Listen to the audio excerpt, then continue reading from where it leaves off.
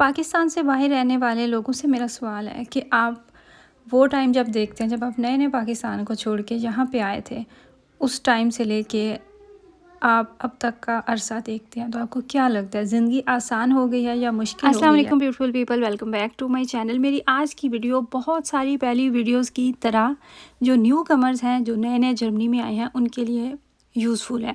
इसमें मैं काफ़ी ऐसी बातें करूँगी, ऐसी आपके साथ टिप्स एंड ट्रिक्स शेयर करूँगी जो कि आपको आने वाले टाइम में मदद कर। मुझे ऐसा लगता है कि यूरोप में से जर्मनी में हलाल ढूंढना सबसे आसान है। जर्मनी में आपके पास ज़्यादा सहूलतें हैं। मैंने इटली में एक लंबा अरसा गुजारा और उसके बाद मैं जर्मनी में हूँ, तो वो मैं इस सेंस में कह रही हूँ, जर्मनी में जर्मन कौम के बाद दूसरी जो बड़ी कौम है वो हैं तुर्किश लोग।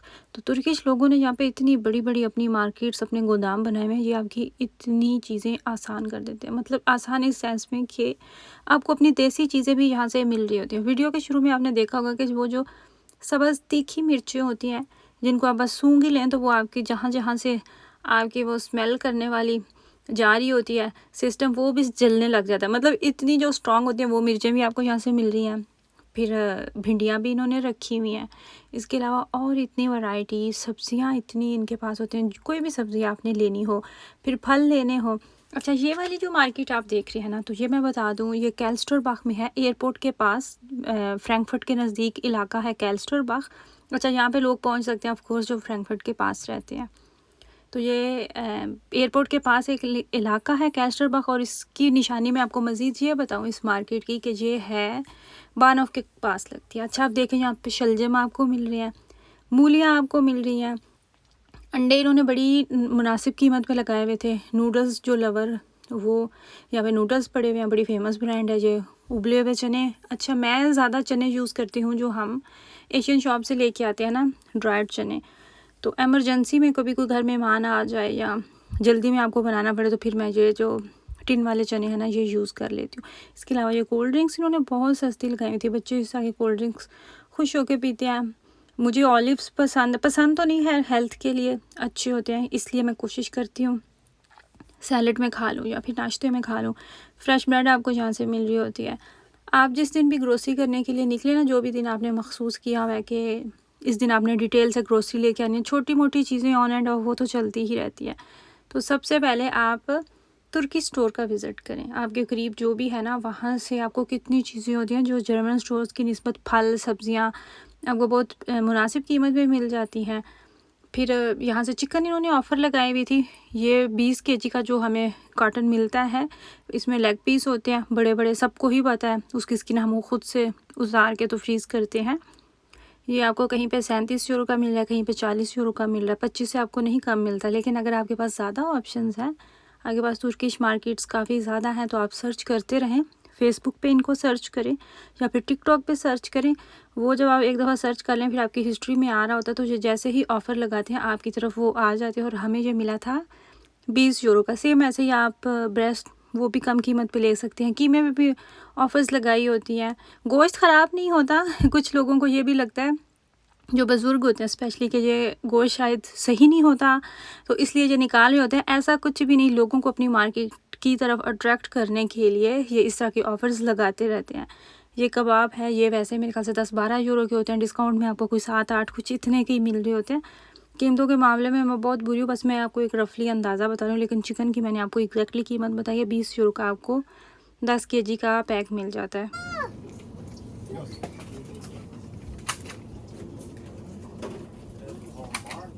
अगर आप इटली से शिफ्ट हुए ना यहाँ पे ताज़ा ताज़ा, तो जो आपको सबसे ज़्यादा चीज़ तंग करती है ना, बेचैन करती है, वो है इटालियन बिस्किट्स और ब्रियोश।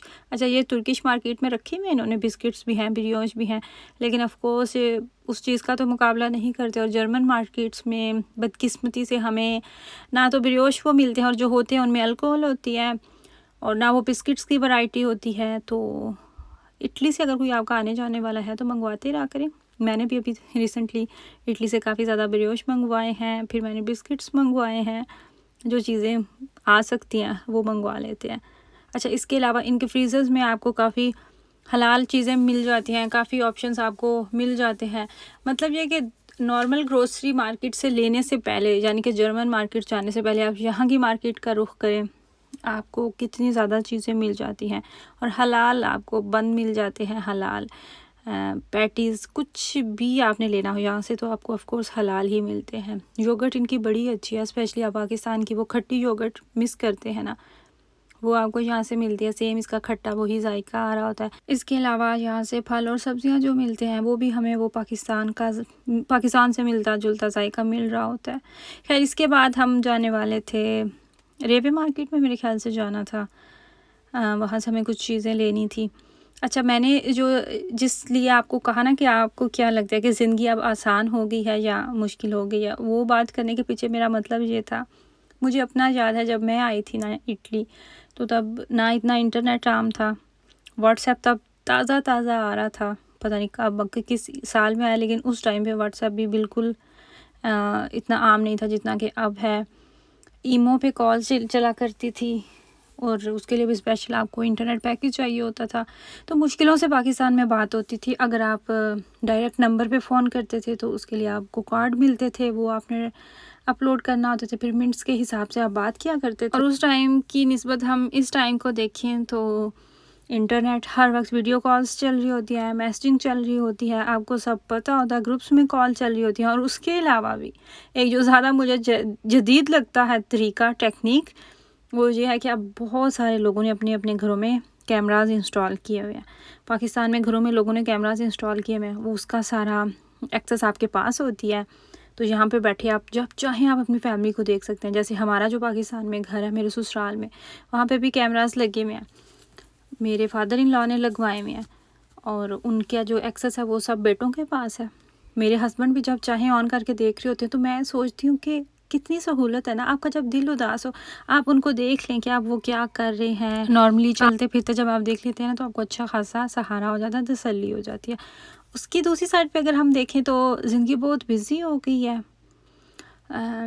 टाइम ऐसे लगता है कि बहुत तेज़ी से गुजरता जा रहा है, और हम भी अब बड़े हो गए हैं। तो ज़िंदगी के वो जो चीज़ें जो हमारे पेरेंट्स गुजार चुके हैं, शायद इस टाइम पे उनसे पूछा जाए तो वो कहें कि ज़िंदगी उनके लिए भी पहले की निस्बत मुश्किल हो गई। तो सेम वो चीज़ हमें भी फ़ील हो रही होती है, लेकिन मुझे लगता है कि अब सहूलतें ज़्यादा हो गई हैं।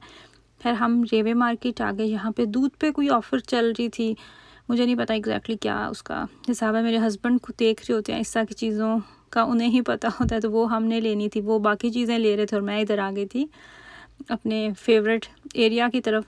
ये कंसीलर मैंने भी लिया हुआ है, ये कोई मुझे इतना ख़ास पसंद नहीं आया, बस लिया वही है मैंने। कोई हार्डली इसको 2 से 3 दफ़ा यूज़ किया, और जिन लोगों को ये पसंद है वो तो इतना इसको यूज़ करते हैं ना।